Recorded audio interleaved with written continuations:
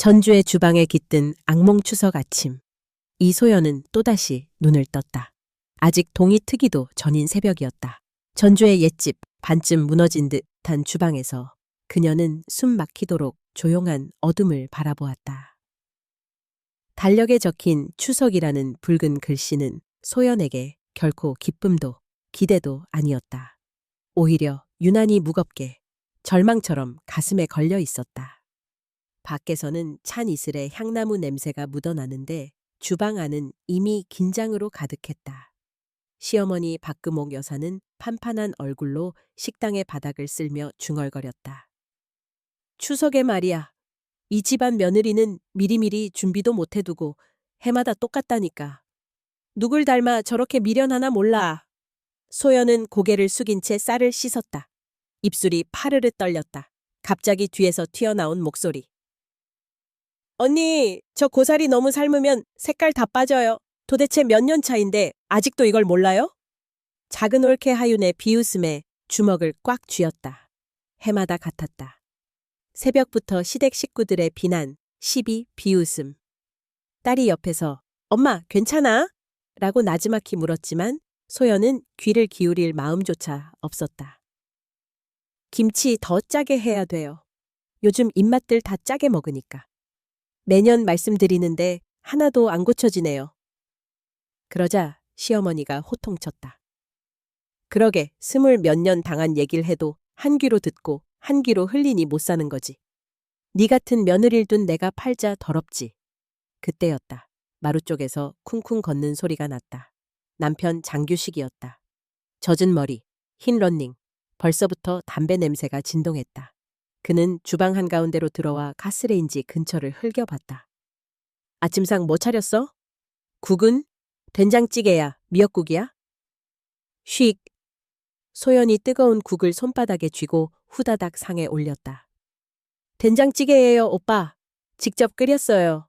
어머니 드시기 좋게 간도 봤고요. 규식은 냄비 뚜껑을 번뜩 열었다. 김이 모락모락 일었다. 무슨 냄새가 이래?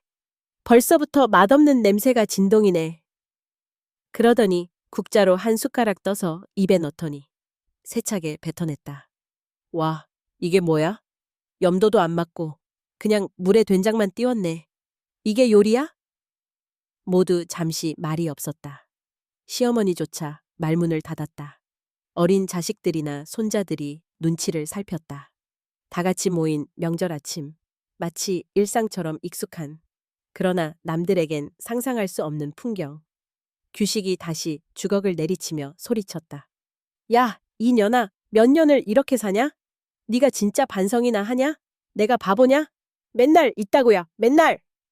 소연은 두 손을 모으고 방금 울 것 같았지만 이를 악물었다.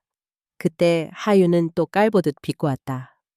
그래도 오빠가 참으니까 여기까지 산 거 아니에요?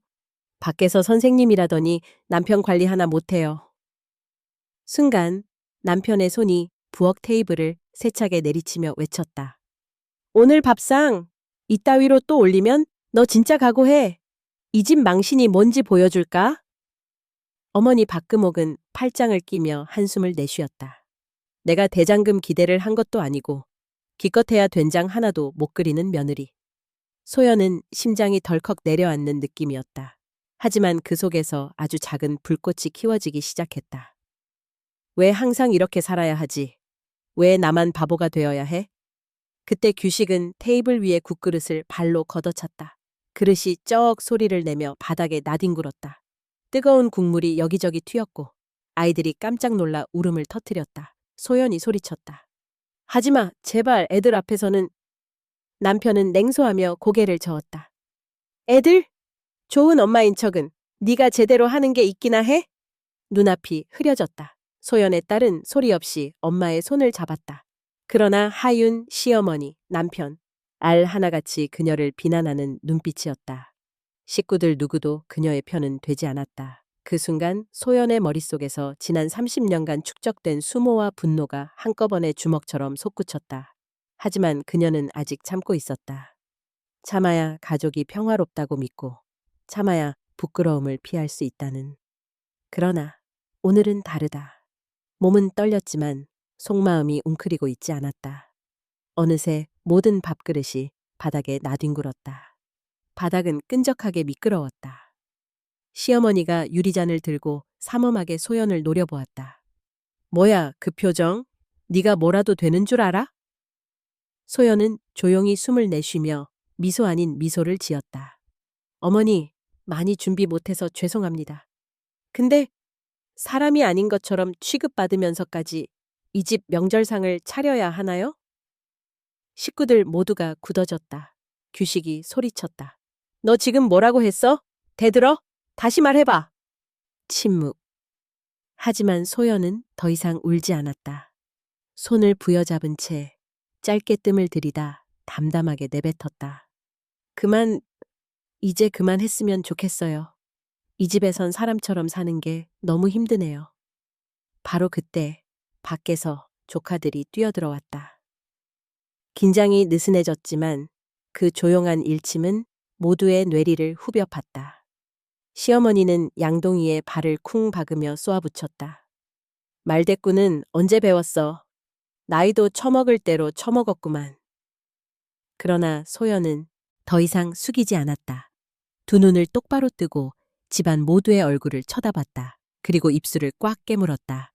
몇 초간 모두의 시간은 정지한 듯했다. 규식은 욕을 뱉으며 방으로 가버리고 시어머니와 하유는 속닥속닥 소연을 밀쳐냈다. 그녀의 꽉 쥔 손에서는 피가 찔끔 나올 지경이었다. 주방 한 구석, 식은 국을 다시 드며 소연은 속으로 삼키지 못한 울음을 억눌렀다. 이 집엔 내가 숨 쉴 곳도 기대 설 곳도 하나 없다. 그러나 그 침묵의 중앙에서 마음 어딘가에서 끓어오르는 피, 불같은 분노가 불씨가 되었다. 그녀는 오늘 이전과 다른 자신을 느끼고 있었다. 이 지옥 같은 주방에서, 이 부서진 된장찌개 냄새 속에서, 이 욕설과 한탄의 한가운데에서 다시는 결코 이렇게 무너질 생각이 없었다. 조용히 뒷정리를 하던 소연의 눈시울에는 또 다시 빛이 감돌았다. 하지만 이번에는 두려움이 아니라 결심의 빛이었다. 전주의 불면의 밤 그날 밤, 전주의 하늘에는 별 한 점 보이지 않았다. 골목길은 어둠에 잠기고 저 멀리서 반 지하방 창문만이 희미한 노란 불빛을 깜빡이고 있었다. 이소연은 다 식은 국그릇과 깨진 밥은 씻지도 못한 채 등짝이 뻐근하게 굳은 몸을 이끌고 방으로 들어섰다. 문을 닫자마자 주저앉아 버린 그녀는 이불 위에 얼굴을 파묻었지만 쏟아지는 눈물은 도저히 멈추지 않았다. 이걸 도대체 언제까지? 가슴부터 복부, 허벅지까지 욱신거렸다.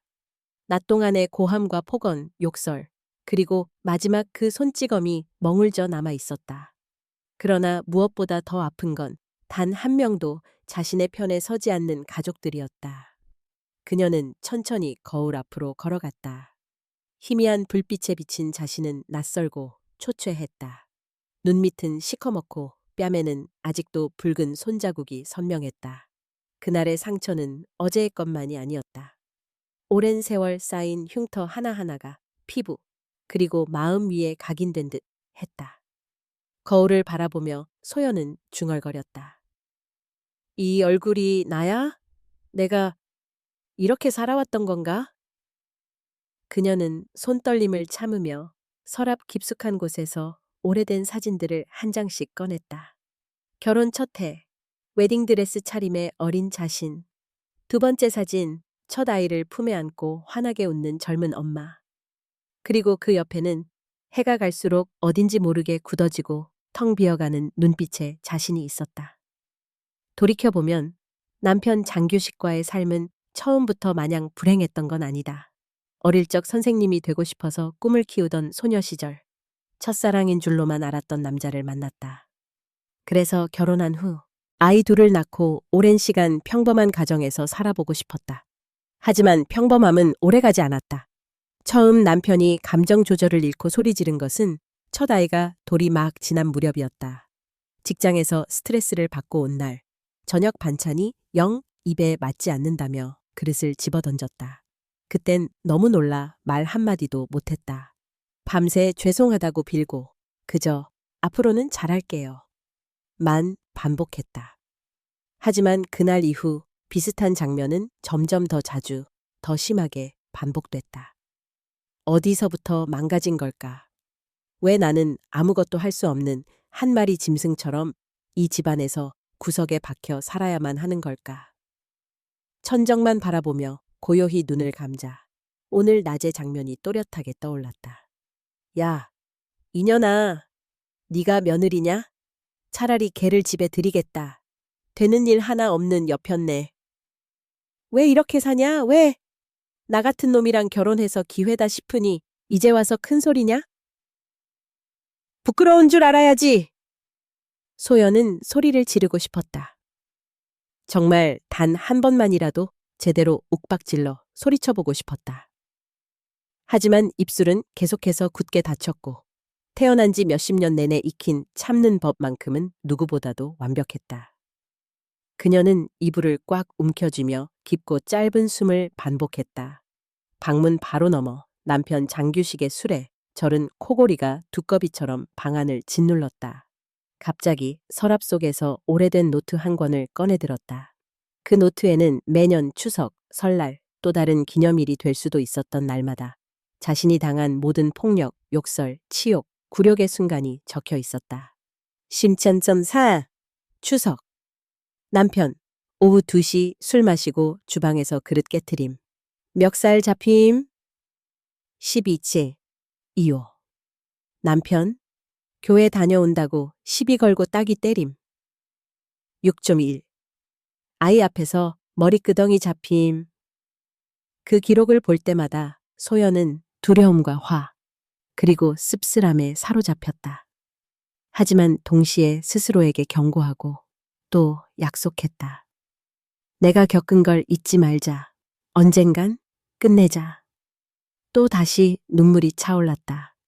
지금이 아니면 영영 못 벗어나리란 걸 뻔히 아는데 왜 이렇게 한 발 내딛는 게 무서울까?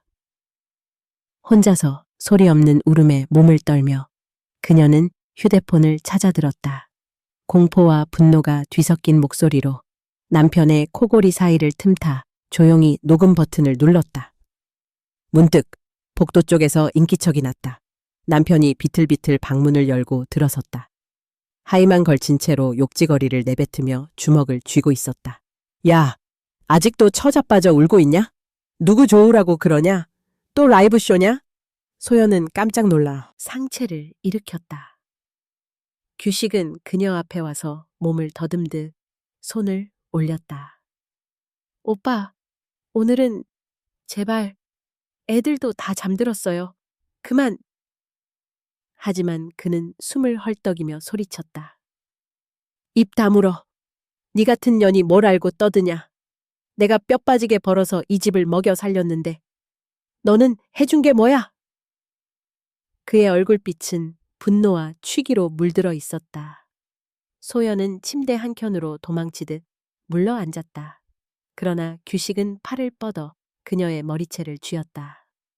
네가 감히 눈 흘겨봐? 감히. 머리가 흔들리고 살같이 따가웠다. 소연은 절규에 가까운 작은 목소리로 속삭였다.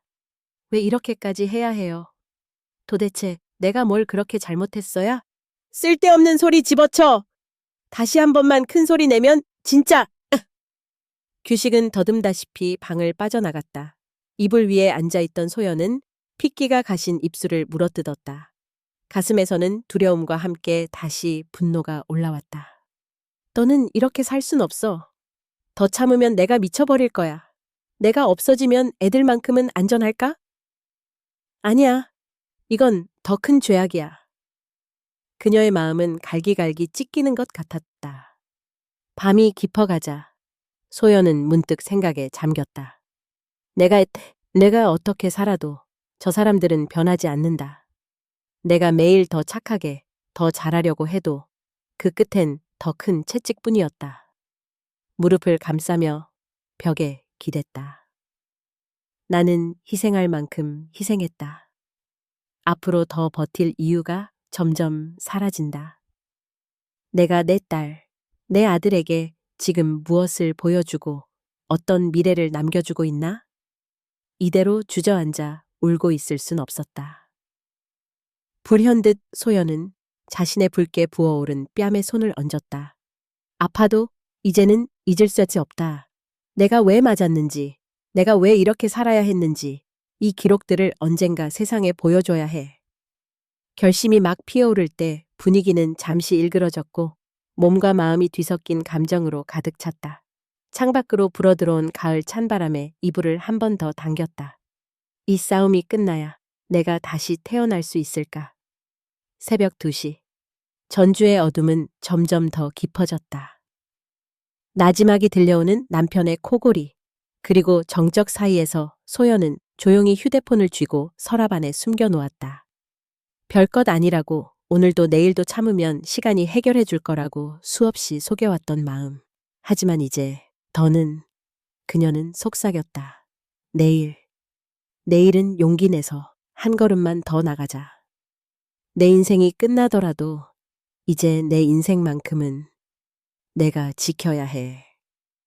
눈가에는 아직 미처 마르지 않은 눈물이 맺혔다. 하지만 그 눈물에는 미약한 불빛 같은 작지만 뜨거운 희망이 숨어 있었다. 핏빛 식탁 추석 아침, 전주의 하늘은 마치 무언가 끓어오를 듯한 기운으로 짙게 짓눌려 있었다. 집안 곳곳엔 번잡한 명절의 냄새가 배어 있었고, 식탁 위에는 형식적으로만 꾸며진 전, 나물, 잡채, 그리고 뜨거운 찌개가 김을 피우고 있었다. 그러나 그 풍경은 평화와는 거리가 멀었다. 숨결마저 날카롭고 모든 대화는 땅불 위를 걸어가는 것 마냥 조심스러웠다. 주방에서 부랴부랴 손놀림을 멈추지 않는 이 소연의 임에는 땀방울이 맺혀 있었다. 그녀는 매년 명절마다 반복되는 이 잔혹한 아침을 증오했다. 누가 봐도 며느리가 서비스직 노동자로 전락하는 순간이었다. 딱딱딱 칼질 소리. 덩달아 소연의 심장 박동 소리도 점점 거세졌다. 마침내 모두가 식탁에 모였다. 시어머니가 퉁명스럽게 자리에 앉으며 눈길 한 번 던졌다. 모두 나왔냐? 아침상 안 머금으면 운이 뒤틀린다. 오늘따라 밥상이 허전하구나. 소연 씨, 며칠이나 준비한 건가? 소연은 떨리는 손으로 젓가락을 나눠주며 무표정하게 대답했다. 며칠 전부터 하나씩 해뒀어요. 어머니. 그러자 작은 올케 하윤이 혀를 찼다. 그래도 이 정도밖에 못한다니. 언니 솜씨가 실력이 늘긴 하는 거예요? 아니면 해마다 퇴보하는 거예요? 음식 위로 식구들의 눈길이 번졌다. 어린 조카들조차 음식에 젓가락을 대기 전에 분위기를 훑어보고 있었다. 침묵과 수근거림이 식탁 위를 훑었다. 그때였다. 남편 장규식이 술이 덜 깬 얼굴로 등장을 하더니 빈정거리는 표정으로 운을 뗐다. 이게 음식이냐? 저는 기름에 쩔어 있고 이 나물은 아무 맛도 없고. 역시 내 예상대로네. 20년을 넘게 살았어도 며느리 자질 하나 못 늘리냐? 와, 어머니 고생 많으셨어요. 저런 여자랑 사는 거 진짜. 규식의 말에는 조롱이 섞여 있었고 고개를 푹 숙인 채 있던 소연의 손이 부들부들 떨렸다. 하윤이 원래 더 심했다. 부드럽게 웃으면서도 입꼬리는 냉철했다. 오빠, 그래서 남자가 집 밖에서 성공하려면 집안이 든든해야 해요. 그런데 이런 와이프라서야 힘들죠. 우리 어머니처럼 손맛 있으면 저 오빠는 벌써 임원 됐을 텐데. 별것 아닌 농담도 아닌 그 말에 식탁 위 공기가 더욱 쪄든다. 시어머니는 기침 한번 하더니 잔을 들었다. 맞다. 내가 해마다 말했어. 이 집 며느리 손맛이 없다. 센스가 없다. 기본이 안 되어 있다. 근데 그게 자식 복이지 뭐. 마치 이 순간을 위해 연습한 듯 규식이 젓가락을 내동댕이치고 몇 모금 술이 남은 잔을 단숨에 들이켰다. 우리 그만합시다 여보. 오늘만은 들끓이지 말자고 했잖아. 제발 그냥 조용히 넘어가자. 소연이 간신히 목소리를 꺼냈으나 그 말은 차가운 바닥에 떨어지듯 공허했다. 남편 규식은 혀를 차면서 소연이 담은 반찬 접시를 손등으로 내쳤다. 떨어진 나물이 바닥에서 뒹굴었다. 이딴 음식을 차려놓고 뭐가 당당해? 내가 지켜보는 앞에서 한심하게 내놓나? 창피하지도 않아? 소연의 얼굴이 순간 파랗게 질렸다. 조카 한 명이 무서워 고개를 숙였다. 그리고 누구도 소리내 하지 마세요 한마디 내지르지 못했다. 규식은 씩씩대며 엄지손가락을 세웠다. 정신 차려라 소연! 더 이상 이따위로 집안 망신 그만 시켜라.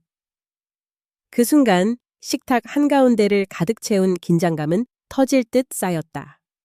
하지만 그 직후 규식은 자리에서 벌떡 일어나 소연을 정면으로 바라봤다. 순간 주변에서 시간마저 멈춘 것처럼 보였다. 이 집에 며느리가 두 다리 뻗고 밥 먹을 자격이 있는 줄 알아? 너 같은 년 어디 가서 내 체면 더럽히지 마라. 규식의 뺨이 움직이더니 갑자기 오른손이 휘둘러졌다. 숨이 막힌 듯 찰나의 정적. 쾅!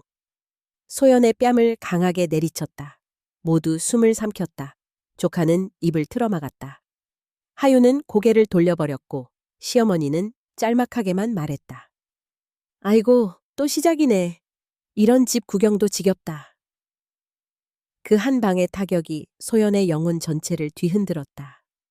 온몸이 욱신욱신 아팠지만 참았던 눈물이 쏟아질 뻔했다. 규식은 찬물을 끼얹듯 냉소적으로 비웃었다. 애비 없는 년 같으니라고. 내가 진짜 네 남편 맞나 싶다. 소연은 입술을 꽉 깨물었다.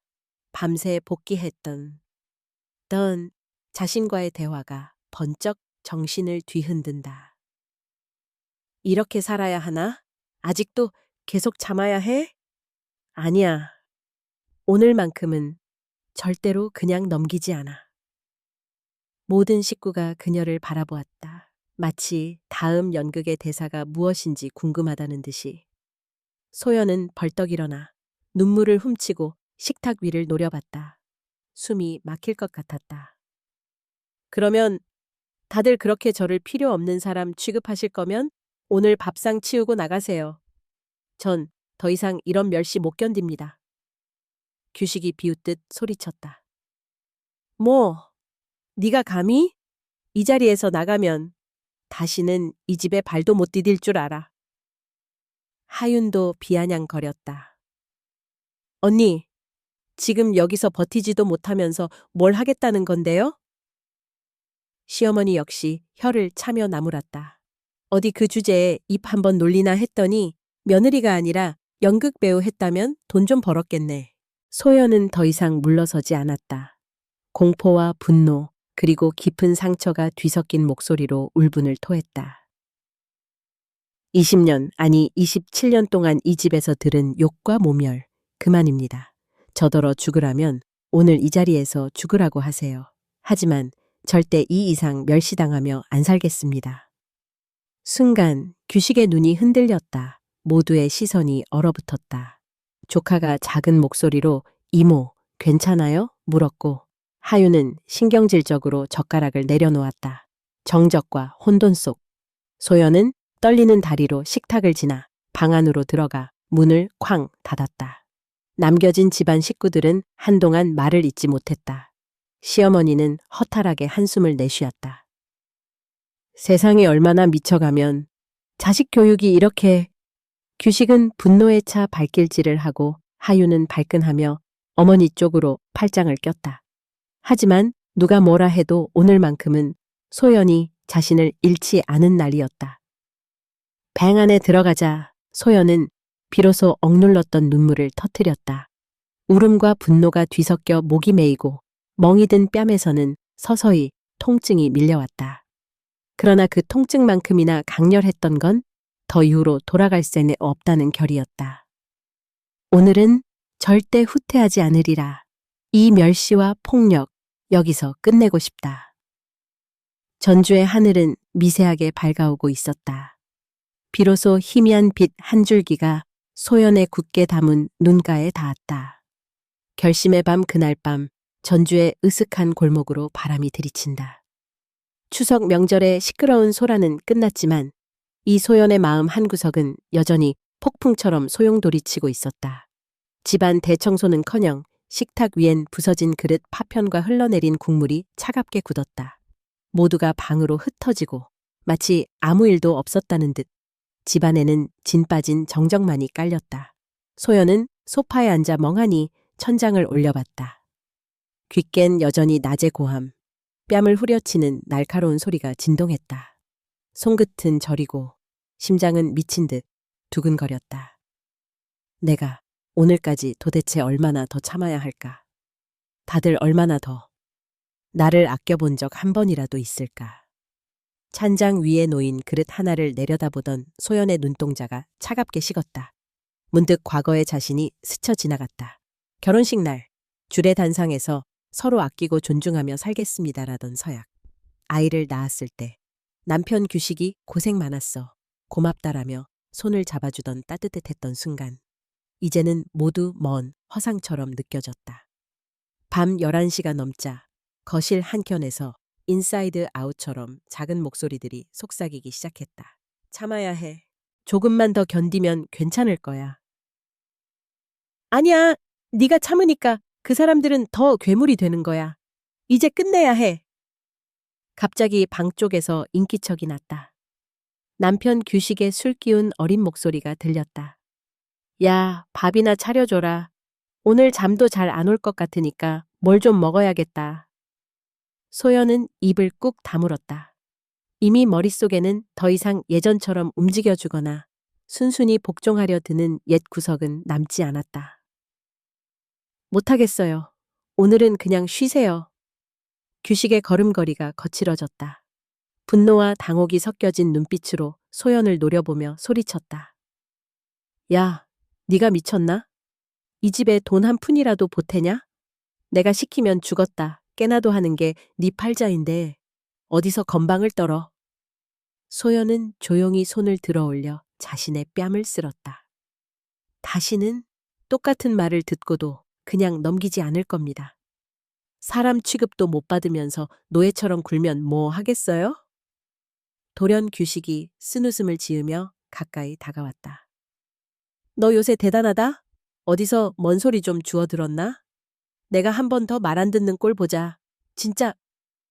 방 안엔 불안과 증오의 냄새가 골 깊숙이까지 스며들었다. 더 이상 맞을 생각 없습니다. 오늘부터라도, 당장이라도 이 집을 나갈 수도 있어요. 그래, 하! 잘 나간다, 인연. 나가면 뭘 할 건데? 애들 데리고 어디 가서 굶어 죽을래? 죽는 게 무서우면 살아 뭐 합니까? 이대로 지옥에서는 못 산다는 말이에요. 순간 규식의 손이 소파 등받이를 짚는다. 이대로 또 한바탕 폭력이 쏟아질 듯 소연의 심장은 바싹 말라붙는다. 입 조심해라. 내가 무릎 꿇고 잘못했다 해야 그만둘 것 같냐. 네가 어디 가든 이혼장은 내가 절대 안 찍으니까 그리 알아둬. 소연은 잠시 말문이 막혔다. 하지만 마음 한켠에선 차가운 각오가 맹렬하게 자라났다. 어차피 이미 끝났어요. 남들이 다 몰라도 저는 오늘로 결심했습니다. 규식은 헛웃음만 지었다. 넌 우리 엄마보다도 더 뻔뻔하구나. 며느리가 어디 감히 남편한테 대드냐. 내 후배들, 동네 사람들 보면 다 네가 미친년이라 그러겠지. 소연은 똑바로 규식의 눈을 응시했다. 내 진짜 모습 무시하던 사람이 누군데요? 누구보다 더 잘 알 거 아니에요. 밖에선 천사, 집에서는 악마라는 걸. 그 짧은 침묵 속에서 규식의 얼굴이 굳어졌다. 애들한테도 다 말할 수 있어요, 이제는. 내가 진실을 밝히는 게 창피한 게 아니라 여태껏 숨기고 산 게 더 창피합니다. 순간 어둠 사이로 무언가 깨부러지는 찬장의 그릇이 하나 바닥으로 떨어져 산산조각 났다. 나가! 내일부터 네 꼴 보기 싫다! 정말 죽여버릴지도 몰라! 소연은 떨리지 않는 목소리로 말했다. 혼자 나오고 혼자 설거지하고 혼자 무시당하고 혼자 울었으니 이젠 혼자 이 집을 떠나는 것도 어렵지 않아요. 규식의 분노에 찬 소리, 그리고 거실을 울리는 물건 내동댕이 치는 진동들. 하지만 이번에는 거꾸로 두려움이 아니라 이상한 해방감이 소연의 등골을 타고 흘렀다.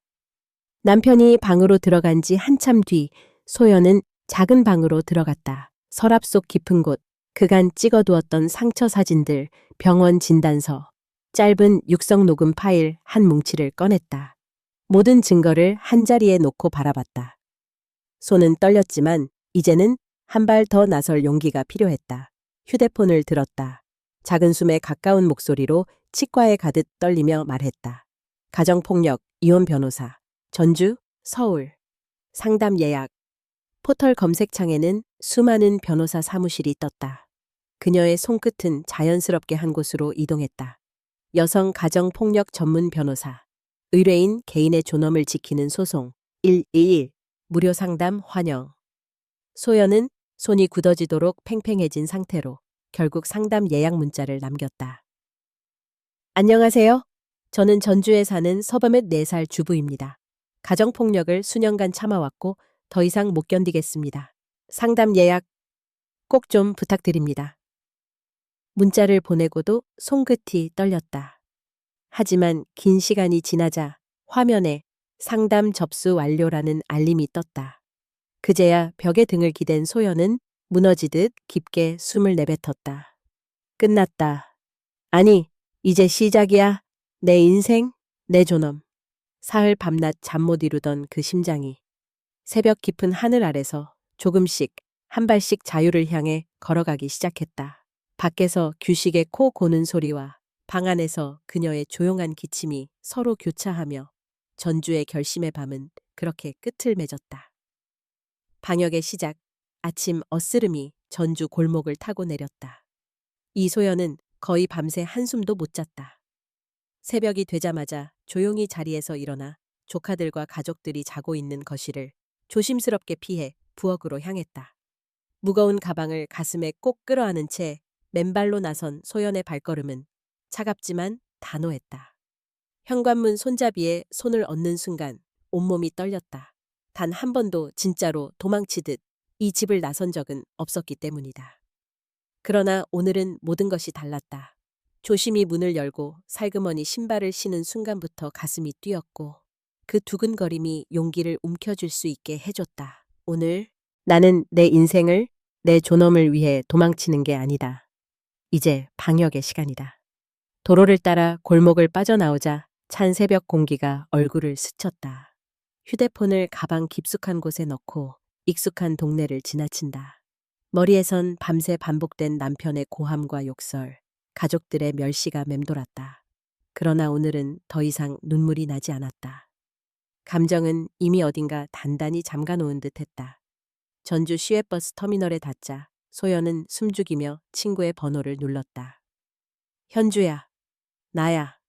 혹시 오늘 잠깐 만날 수 있을까? 오래된 친구 현주는 한때 초등학교 교사 동기였다. 몇 해 전 학교를 떠난 뒤론 연락이 뜸했지만 지난 밤의 절박함은 그 모든 망설임을 지워버렸다. 무슨 일이야, 소연아? 목소리가 많이 떨리고 있어. 어디야? 밖이야. 그냥 네가 필요해서. 10여 분 후 근처 작은 찻집에서 두 사람은 마주 앉았다. 쟁반 위에 놓인 따뜻한 커피잔이 소연의 손에 닿았을 때 그녀는 그제서야 살짝 미소 지었다. 말 안 해도 알겠어. 이렇게 힘든 얼굴. 네가 20년 전에도 한 번 보여줬었지. 도대체 무슨 일로? 소연은 침묵 끝에 입을 열었다. 현주야, 나 너무 오래 참았어. 남편이 우리 집이 나를 뇌까지 다 짓밟는 것 같아. 어쩌면 오늘이 내가 이 집에서 마지막으로 나온 날일 수도 있어. 현주는 소리 없이 고개를 끄덕였다. 소연이 소매를 걷어 올리자 손목의 시퍼런 멍이 뚜렷하게 드러났다. 이런 거 애들도 봤어. 근데 그럴수록 내가 더 아무 말도 할 수 없더라. 나 이제 더 이상 못 참겠어. 현주는 소연의 손을 꼭 잡았다. 혼자선 못 버텨. 진짜야. 이 정도까지 온 건 널 탓할 게 아니라 그 사람들 잘못이야. 전주 말고 서울에 올라가. 내가 아는 지인이 가정폭력 상담센터에서 자주 일한다더라. 거기서 변호사도 소개해주고. 네가 용기 내준다면 우리가 함께 살아날 수 있어. 망설임 끝에 소연은 조심스럽게 고개를 끄덕였다. 현주야, 만약 내가 집에 돌아가지 않으면 남편이 날 더 괴롭힐 거야. 아니, 동네에 소문 다 내고 별짓 다 할지도 몰라. 근데 무서워도? 이제 난 더 참지 않을래. 현주는 눈물이 글썽인 채 힘주어 말했다. 소연아, 네가 네 삶을 지키는 거야. 이제부터는 네 편도 많을 테고 지난 시간만큼 먼 미래가 남아있잖아. 짧은 침묵, 그리고 새로운 각오.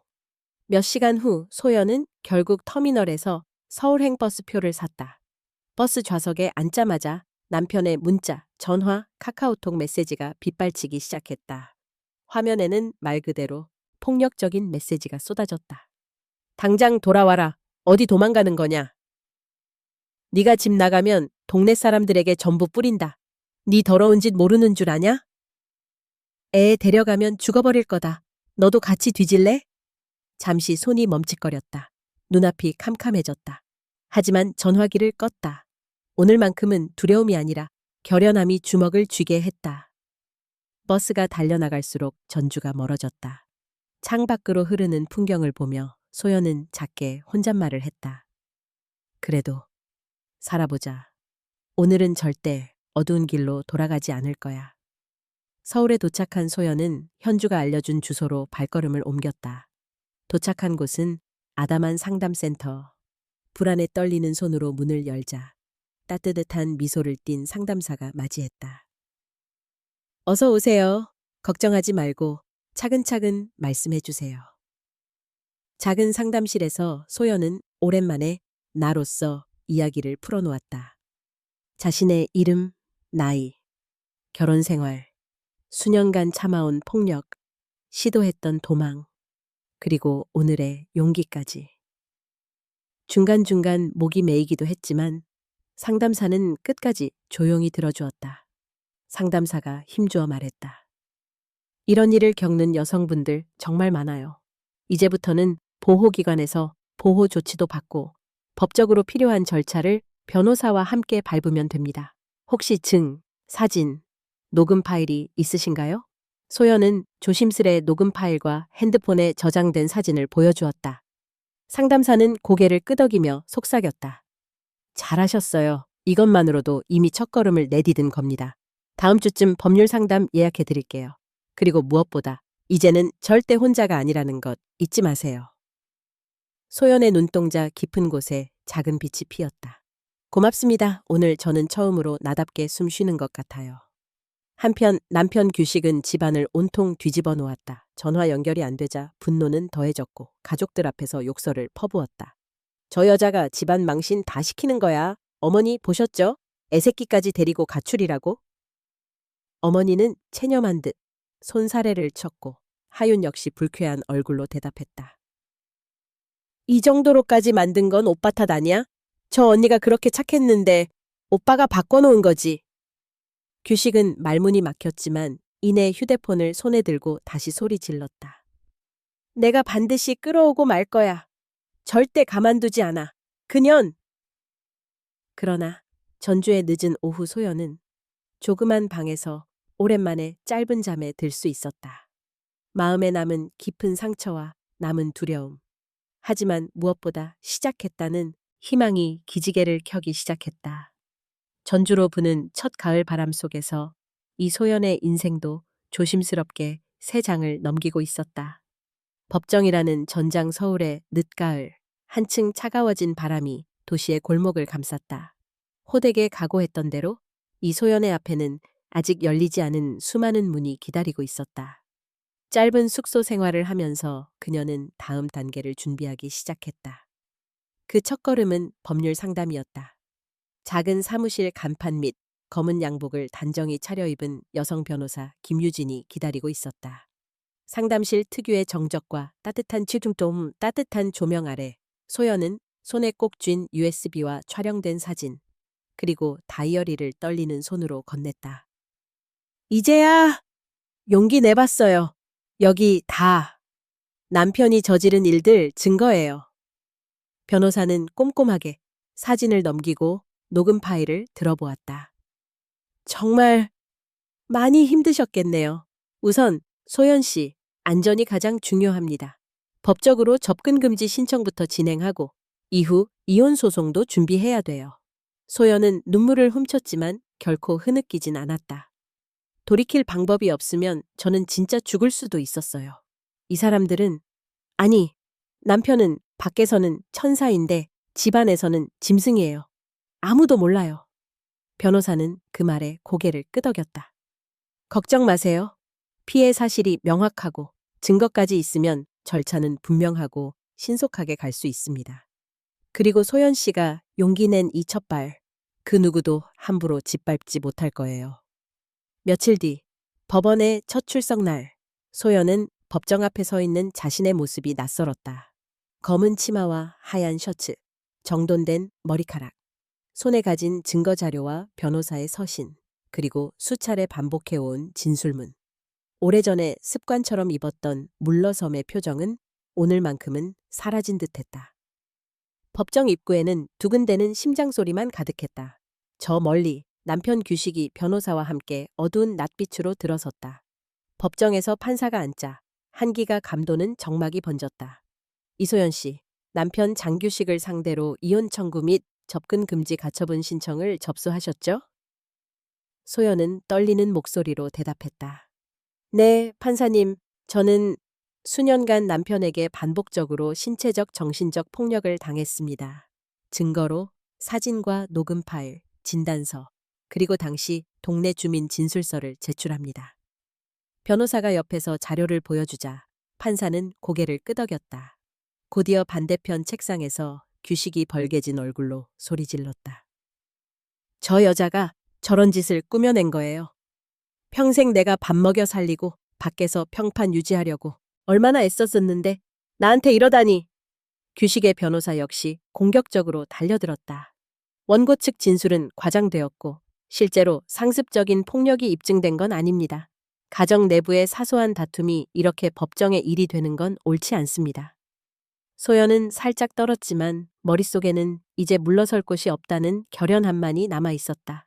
제가 매를 맞고 아이가 보는 앞에서 모욕을 당하고 수차례 생명을 위협받은 것도 사소한 다툼이라고 말씀하십니까? 법정 전체가 정적에 휩싸였다. 판사가 대신 입을 열었다. 제출된 진단서와 녹음 파일, 목격자 진술 및 피해자의 장기적인 의료 기록을 토대로 본 법원은 접근 금지 가처분을 즉시 인용합니다. 이혼 심리는 조만간 정식으로 다루겠습니다. 규식은 이를 갈며 거의 욕을 내뱉을 뻔했다. 변호사가 그를 말렸다. 첫 휴정 후 복도에 나온 소연은 주저앉을 것처럼 숨을 몰아쉬었다. 하지만 변호사와 상담사가 다가와 격려의 말을 건넸다. 잘하셨습니다, 소연 씨. 오늘 말 한마디 한마디가 이제 없었다면 판사님도 그렇게 판단하지 않았을 거예요. 이제 가장 큰 산을 하나 넘으신 겁니다. 다급하게 규식이 복도에서 소연을 향해 소리를 질렀다. 네가 이겼다고 생각하지 마. 내가 무너질 줄 알아? 이 동네 다 뒤져서라도 널 다시 끌어오고 말 거야. 그때 김 변호사가 앞을 가로막았다. 장규식 씨, 피해자를 향한 위협과 폭언은 현재 법원의 명령에 반하는 범죄입니다. 이후 위협이나 접근이 있을 시 바로 경찰에 신고할 수 있음을 경고합니다. 규식은 시뻘겋게 질린 얼굴로 뒤를 돌아섰다. 며칠이 흐르는 동안 소연은 임시보호소에서 지냈다. 아이와 떨어진 시간만큼 더 절실해졌고 밤마다 울고 또 다짐했다. 어느 날 변호사와 마지막 재판 준비를 하며 이야기했다. 소연 씨, 마지막 심리는 공개 재판입니다. 이 자리에서 직접 가족들에게 그리고 판사와 방청객들에게 당신의 진실을 말해야 합니다. 소연은 고개를 끄덕였다. 두렵지만 이제는 더 이상 숨지 않을 거예요. 제 목소리로 제 삶을 바로잡을 거예요. 공개 심리 당일, 법원 방청석은 모여든 가족, 친척, 이웃, 그리고 기타 방청인들로 가득했다. 모두가 주목했다. 그날 소연의 얼굴은 지난 30년간의 고통과 분노, 그리고 새로운 힘이 뒤섞인 표정이었다. 증인대에 선 소연이 담담히 입을 열었다. 저는 수십 년 동안 며느리라는 이름으로, 아내라는 이름으로 참지 않아도 될 일까지 견디며 살았습니다. 매질이 일상이었고 모욕이 당연한 듯한 집이었죠. 하지만 오늘 이 자리에서 저는 더는 피해자가 아닙니다. 저를 울렸던 모든 순간을 세상에 말하겠다고 결심했습니다. 규식은 비웃으며 중얼거렸다. 쇼하고 있네, 진짜. 내 인생은 거기까지야. 판사와 변호사는 침착하게 절차를 마무리했다.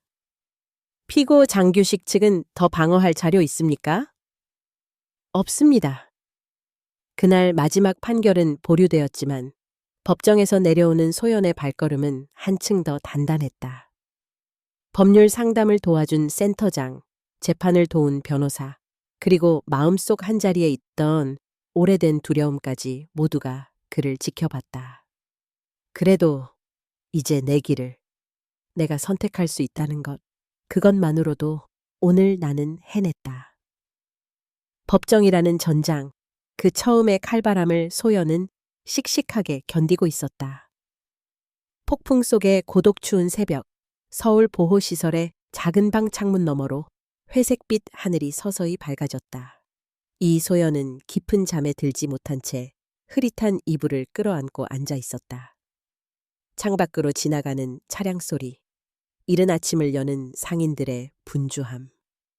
모두 다른 사람들의 삶을 예고하는 듯했지만 소연에게는 그저 먼 소리일 뿐이었다. 머릿속에는 재판장에서의 기억과 가족들과의 심각한 대화, 그리고 아직 끝나지 않은 싸움으로 얼룩진 그림들이 스쳐 지나갔다.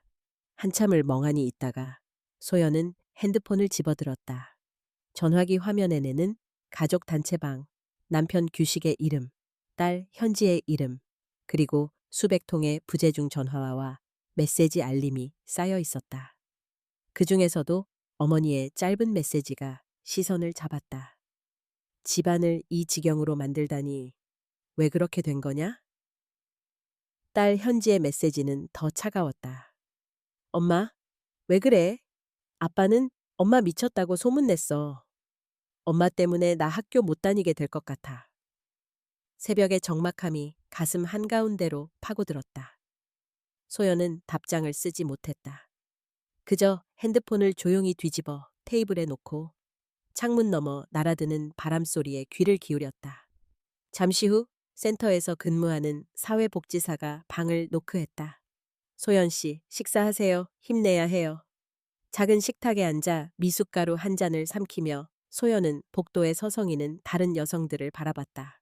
모두 각자 사연과 상처가 있기에 서로 눈인사만 할 뿐 깊은 교류는 없었다. 누군가는 조용히 눈물을 훔쳤고 누군가는 전화를 붙잡고 간절하게 가족을 설득했다. 그날따라 소연은 어떤 대화에도 끼어들 수 없었다. 뺨에 남은 멍자국 위로 손을 올려보고 마음 한구석에서 솟구치는 죄책감과 두려움을 씻어내려 애썼다. 내가 원하는 게 뭐였지? 자유? 평온? 아니면 그저 인정받는 삶? 오후가 되자 센터 전화가 울렸다. 사회복지사가 소연을 불렀다. 소연 씨, 부모님 댁에서 가족분들이 오셨대요. 심장이 빠르게 뛰기 시작했다. 센터 정문 앞에는 남편 규식을 비롯해 시어머니, 시누이, 심지어 시댁 친척들까지 모여 있었다. 그들의 표정은 극도의 분노와 실망으로 얼룩져 있었다. 시어머니가 먼저 나섰다. 네가 우리 아들 잡아먹고도 얼굴 들고 살 수 있겠냐? 이 집안 사람 망신 다 시키고 돌아다녀도 좋니? 시누이, 시댁 가족들도 목소리를 높였다. 집으로 돌아가. 이런 식으로 이혼하면 친정 식구한테도 얼굴 못 들게 해주지. 이런 게 며느리라고 사람들이 알면 다 욕할 거야. 소연은 굳은 얼굴로 아무 말도 하지 않았다. 발밑을 응시한 채 그저 몸을 낮췄다. 그러나 심장 깊은 곳에서는 뭔가 따갑고 뜨거운 것이 꿈틀거렸다. 저도 엄마예요. 저도 가족을 망치고 싶지 않아요.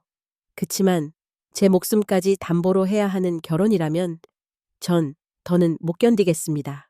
시어머니는 한참을 바라보다가 결국 얼굴을 감싸주며 울기 시작했다. 이 년아 집안을 이 지경으로 만든 것도 모자라서 네가 뭘 안다고 떠드느냐. 우리도 체면이 있지.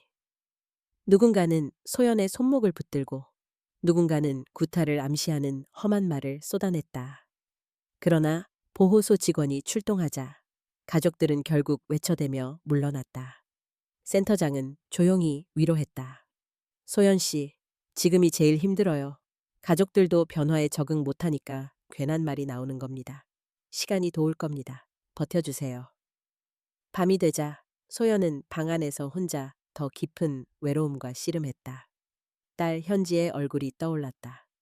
언제나 엄마 곁에서 장난치던 세상에서 가장 소중한 내 딸. 하지만 현지마저도 자신을 원망하고 있다는 것을 생각하면 심장이 조각조각 깨지는 것 같았다. 소연은 조용히 휴대폰을 켰다. 망설임 끝에 현지에게 문자를 보냈다. 현지야, 미안하다. 사실 엄마가 얼마나 힘들었는지 아직 너에게 다 말하지 못했어. 엄마, 네가 다시 내 손 잡아줄 때까지 포기 안 할게. 답장은 오지 않았다. 눈시울이 붉어진 채 소연은 주먹을 쥐었다. 언젠가 네가 내 진심을 알 거야. 그때까지 더 견뎌보자. 며칠 후 친구 현주가 센터에 방문했다. 현주는 건강 음료와 작은 꽃다발을 들고 나타났다. 괜히 혼자 앓고 있지 마. 몇 번이고 생각났어. 네가 여기까지 올 수 있었던 것 자체가 기적이야. 지금 버텨야만 네가 네 인생 되찾는 거야. 두 여성은 짧게 서로의 손을 꼭 잡았다. 현주는 조용한 목소리로 말했다. 모두가 너를 욕해도 난 내 편이야. 마음 약해지지 마. 소연은 눈물을 훔치며 속삭였다. 현주야, 넌 내 전부야. 밤마다 창밖을 바라볼 때마다 소연은 든든했던 친정, 사랑받던 어린 시절 기억을 떠올렸다. 다시 예전처럼 두려움 없이 웃을 수 있을까? 모두 나에게 등을 돌리고 내 아이조차 내 편이 아니라 해도 나는 내 길을 지켜야만 해. 긴긴 밤, 소구름이 벽에 부딪혀 천장까지 닿았다. 하지만 문득 문 밖에서 조용히 그녀를 지키는 친구와 센터장, 그리고 같은 고통을 견디는 또 다른 여성들이 가슴 한구석에 작은 온기를 남겼다. 그래, 나는 혼자지만 진짜로 혼자는 아니다. 폭풍 한가운데서 길을 잃은 것 같은 외로움, 그 정적 속에 깃든 새로운 다짐. 내가 울고 견딜수록 이 싸움이 언젠가 끝난다는 것, 다시 웃을 날이 온다는 것 잊지 말자. 그렇게 또 하루가 저물었다. 어둠이 깃들자 소연은 이불을 끌어안고 잠들기 전에 조용히 다짐했다. 내일은 오늘보다 조금 더 용기 낼 수 있기를. 폭풍 한가운데서 그녀의 외로움은 그러나 결코 무너지지 않았다. 드러나는 진실 서울가을의 한복판, 햇살은 창 격자 너머로 길게 비쳤다. 오늘은 이 소연에게 모든 것이 결정되는 날, 법정에서 진실을 마주할 시간이었다. 아침 일찍 센터에서 나선 소연은 조바심과 두려움을 억누르며 두 손을 꽉 쥐었다. 입술에는 마지막까지 되뇌이는 진술문 문장이 맺혔다. 온몸이 부들부들 떨렸지만 더 이상 물러설 곳이 없다는 각오가 그녀를 세웠다. 아직 싸늘한 바람 속에 법정 계단을 오르는 소연의 발걸음은 무거웠다. 법정 앞 복도는 이미 소란스러웠다. 방청석에는 친정 식구들, 멀리서 찾아온 이웃, 시댁 가족들까지 어수선하게 모여 있었다. 딸 현지는 친구의 손을 꼭 잡은 채 우물쭈물했고 남편 규식은 두 눈에 핏대를 세우고 서성거렸다. 모두의 시선 속에서 소연은 꾹 참고 변호사와 함께 증인석 바로 뒤에 앉았다.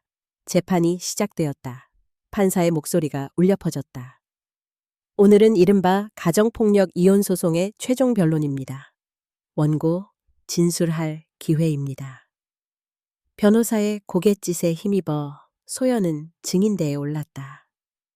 미리부터 수없이 반복했던 원고 진술이었지만 방청석에 앉은 딸의 얼굴, 몰려든 시댁 식구들을 보자 목이 탔다.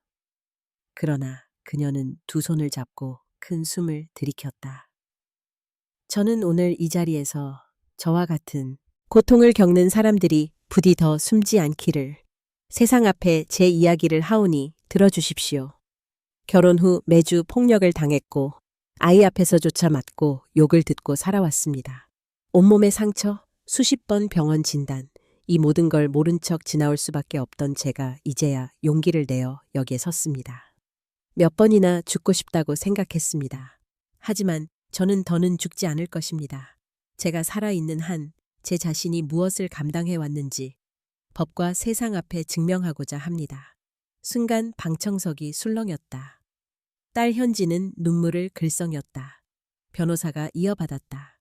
저희는 명백한 증거, 다수의 신체 상해 사진, 진단서, 그리고 피고의 욕설과 폭력을 고스란히 담은 녹음 파일을 모두 증거로 제출하였고 동네 주민 및 아이의 진술도 확보했습니다. 남편 규식이 벌떡 일어나 소리쳤다. 거짓말입니다. 전부 다 꾸며낸 거예요. 내가 언제 그렇게 했다고 그래요? 네가 이혼해서 돈 뜯으려는 수작이지? 판사가 조용히 제지했다. 피고 자리에서 진술하시고 소란을 피우면 퇴정입니다. 규식은 씩씩대며 자리로 돌아갔고 변호사는 조용히 말했다. 소연 씨, 가장 힘들었던 순간은 언제입니까? 소연은 잠시 입술을 깨물다가 답했다. 남편이 저를 아이 앞에서 때리고 엄마는 살 가치도 없다고 소리쳤을 때입니다. 아이 눈에 엄마가 무너지는 걸 직접 보여줘야 한다는 게 가장 끔찍했습니다. 방청석의 딸 역시 손등으로 눈물을 닦았다. 시어머니가 의외로 증인석에 올랐다. 판사가 물었다. 피해자 시어머니로서 가정 내 갈등에 관해 진실을 말씀해 주십시오. 시어머니는 처음엔 손을 내저으며 말했다. 저는 애초에 우리 집안에서는 그 정도로 심한 일이 벌어졌다는 걸 믿지 못했습니다. 하지만 오늘 모두 직접 증거를 보고 말이 막히더니 흐느끼며 말을 이었다. 며느리가 얼마나 고생했는지 지금까지는 다 남의 탓이라 여기며 외면한 게 이제 와 부끄럽습니다. 시어머니가 증언을 마치자 방청석에 침묵이 내려앉았다. 남편 규식도 증인석에 섰다. 그는 마지막 남은 자존심으로 말을 뱉었다. 저는 밖에서는 가족 위해 최선을 다했습니다. 집안에서는 좀 실수한 게 있을지언정 저렇게까지 말하는 건 제 명예를 완전히 깎으려는 거예요. 저보고 남자답지 못하다고 말하지만 그런 모습은 나에게도 어쩔 도리가 없는 일이었습니다. 판사가 조용히 정리했다. 가족 내 가장 약자를 향한 폭력은 귀책 사유가 명확하며 사회 전체가 용납하지 않는 시대입니다.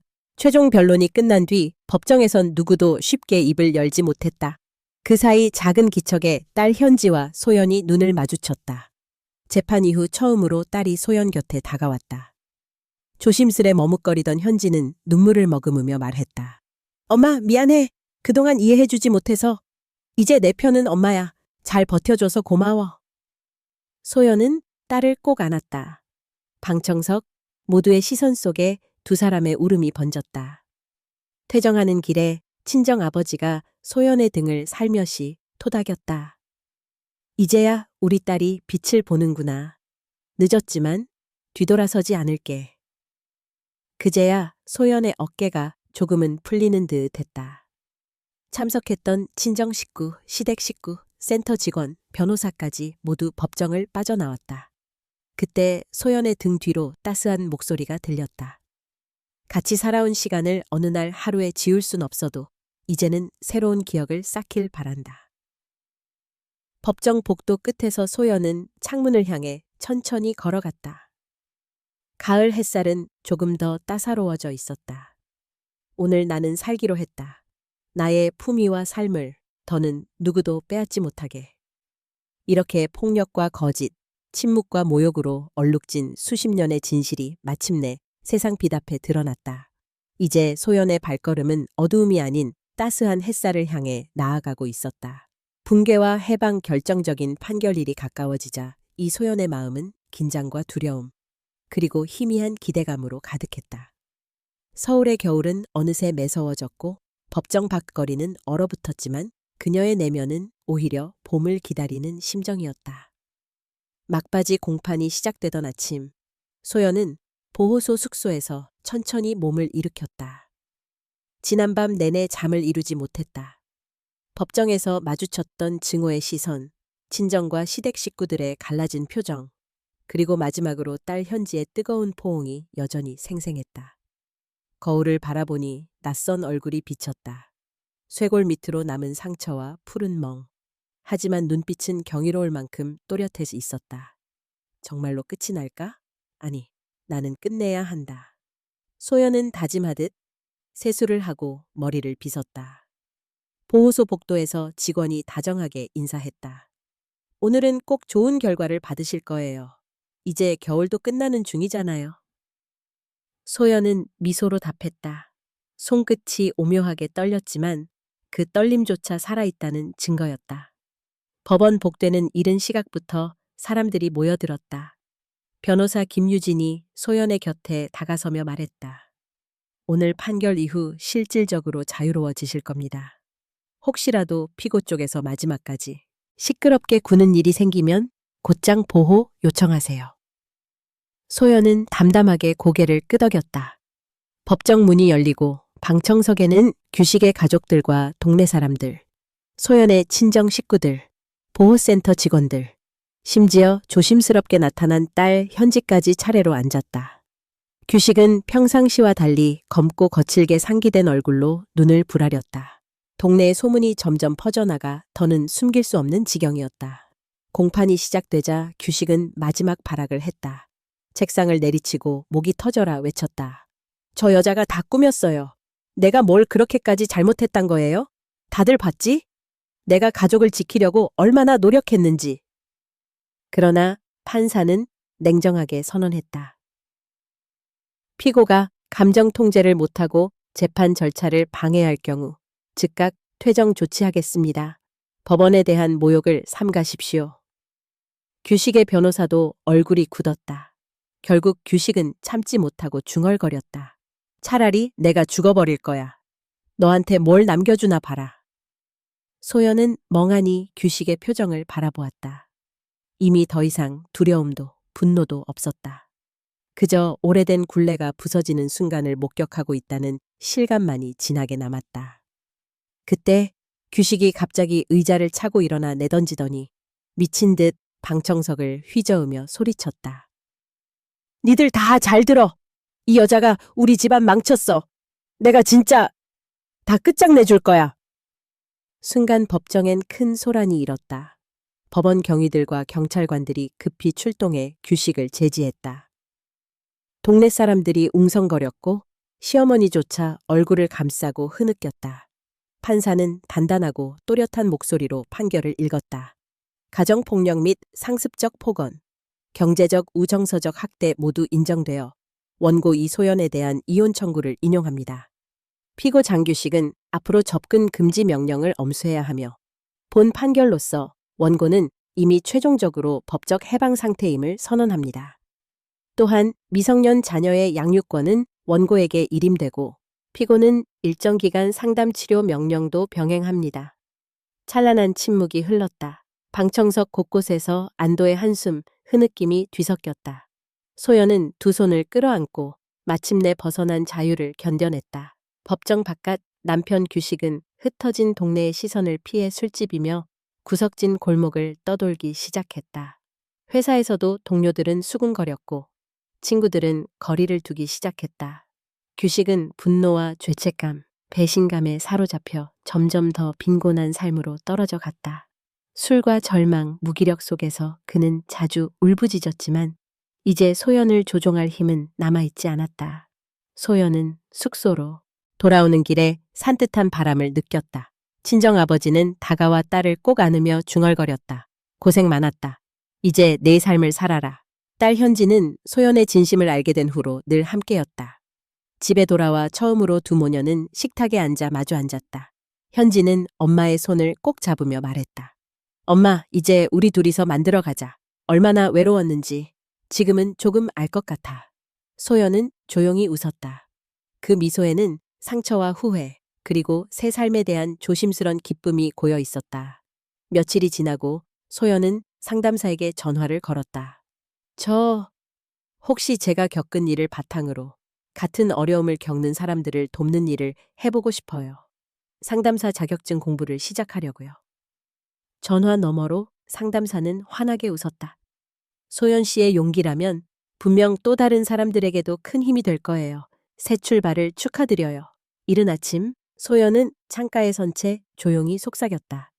이제야 나는 나로서 살아간다. 아무도 나의 품위를 앗아갈 순 없는 곳에서 과거의 상처와 두려움이 아닌 자유와 희망, 그리고 사랑을 품은 미래를 향해 소연은 한 걸음 또 한 걸음 마침내 해방의 길을 걷기 시작했다. 전주에서의 빛과 부활 차가운 겨울이 슬그머니 자취를 감추고 전주에는 어느새 햇살이 포근하게 내리기 시작했다. 이소연은 자신을 잊고 살았던 오랜 세월의 긴 어둠을 뚫고 마침내 진정한 자신으로 돌아올 준비를 마쳤다. 이젠 두려움 대신 희망을 품게 되었고 고통과 신음 대신 꿋꿋한 미소가 입술에 머물렀다. 이혼 판결이 확정된 후 소연은 현지와 함께 전주로 내려왔다. 집으로 향하는 길은 10년 넘게 반복되던 의무감이 아니라 전혀 새로웠다. 전주의 골목과 겨울 끝자락 냄새가 더 이상 옥죄는 족쇄 같은 것이 아니라 시작을 예고해주는 듯 했다. 현지는 처음엔 경직된 얼굴이었지만 기차 창문 밖 드넓은 농이를 지켜보며 차츰 긴장을 풀었다. 엄마, 전주에는 좋은 기억 많았지? 소연은 잔잔히 웃었다. 그래, 네가 어렸을 적 엄마가 봄마다 데리고 다녔던 그 벚꽃길 기억나니? 그때 사진도 있지? 집에 도착하면 꼭 보여줘. 그들 모녀는 조용한 흥분으로 집을 향해 그리고 한 번도 누려본 적 없는 미래를 향해 움직였다. 집을 정리하고 새롭게 단장한 뒤 소연은 오래도록 마음에 품었던 꿈을 꺼내놓았다. 그것은 바로 자신의 상처와 경험을 지렛대 삼아 가정폭력을 겪는 여성들을 위한 상담센터를 세우는 일. 현지 역시 그 계획을 적극 도왔다. 처음 센터 개설을 공표하자 주변의 시선은 반신반의였다. 옛 이웃 일부는 소연의 용기를 응원했지만 어떤 이들은 아직도 편견과 두려움 어린 표정을 감추지 못했다. 그래도 소연은 물러서지 않았다. 내가 살아냈기에 이제는 손 내밀 차례다. 몇 번이나 시에서 건물 임대와 프로그램 승인을 받으려 애쓰고 비영리단체 등록을 마치기까지 수없이 발품을 팔았다. 밤이면 센터 프로그램 책자를 만들고 현지와 함께 전국의 상담 네트워크와 협력할 방법을 토론했다. 모든 과정에서 떠오른 것은 과거 자신의 아픔과 외로움이었다. 나처럼 한밤에 오열하며 누구에게도 기대지 못해 주저앉는 여성이 한 명이라도 줄어든다면 그게 바로 해방의 빛이 아닐까? 센터가 마침내 개소하는 날 전주 시내 작은 강당에는 많은 여성들이 하나둘 모여들었다. 낯빛은 불안함과 희망이 뒤섞여 있었다. 한 젊은 엄마가 조심스럽게 말했다. 선생님, 상담 기록은 절대 밖에 새어나가지 않겠죠? 소연은 고개를 끄덕였다. 절대로요. 이곳에서는 누구나 자유롭게 자신의 이름보다 마음을 먼저 내보일 수 있습니다. 아무도 당신을 판단하지 않을 거예요. 센터 강의실 벽에 소연은 직접 쓴 문구를 걸어놓았다. 어둠은 더 이상 당신의 잘못이 아닙니다. 이제 우리가 서로의 손을 잡을 차례입니다. 그 문장을 보며 많은 이들이 눈시울을 붉혔다. 오후가 되자 소연을 격려하러 친구 현주도 찾아왔다. 차분한 말투로 말하였다. 네가 해낸 일이 결국 당신 자신과 현지뿐 아니라 누군가의 미래가 될 거야. 누군가가 다시 삶을 포기하지 않도록 잡아주는 것. 이게 가장 큰 기적 아니겠니? 센터 운영은 매일이 전쟁이었다. 도움을 요청한 여성들의 상처, 분노, 두려움, 그리고 희망이 뒤섞인 상담실 풍경은 소연이 늘 마음을 다잡게 했다. 또 어떤 날은 한밤중에 위기 전화를 받고 뛰어나가야 했다. 어머니의 눈물, 어린이의 침묵, 새로운 울림과 미소가 날마다 이어졌다. 선생님 덕분에 용기 냈어요. 저도 언젠가 다른 사람을 도우고 싶어요. 서툴지만 하나씩 새살이 돋는 듯한 변화가 감지됐다. 그러던 어느 날 예기치 못한 손님이 찾아왔다. 문을 두드린 이는 오래전의 시어머니였다. 여전히 말수가 적고 얼굴엔 지난 세월의 그늘이 남아 있었으나 예전처럼 차갑진 않았다. 소연아, 미안하다. 네가 이렇게 될 줄. 그땐 정말 몰랐다. 소연은 잠시 침묵하다 답했다. 저도 이제 엄마를 원망하지 않아요. 저마다의 두려움, 아무도 피해갈 수는 없으니까요.